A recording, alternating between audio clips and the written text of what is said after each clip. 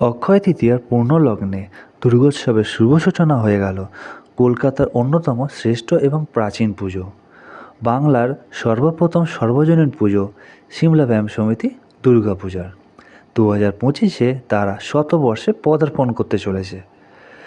প্রতিমায় রূপদান করছেন অন্যতম শ্রেষ্ঠ শিল্পী পদ্মশ্রী শ্রী সনাতন রুদ্রপাল মহাশয় এবং মণ্ডপ নির্মাণ করছেন শিল্পী শ্রী সুমি মজুমদার এবং শুভদীপ মজুমদার এবং তাদের টিম। খুব জাঁকজমক করেই খুঁটি পুজোর আয়োজন করেছে এই বছর। প্রতিমায় প্রতিবারের মতন সনাতনী রূপ থাকলেও মণ্ডপে এই বছর থিমের আঁচ থাকছে। এবছরের ভাবনা স্বদেশিয়ানা বিপ্লব তীর্থ।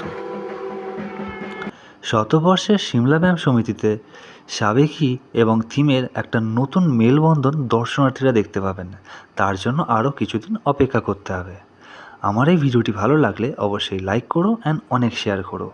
ধন্যবাদ।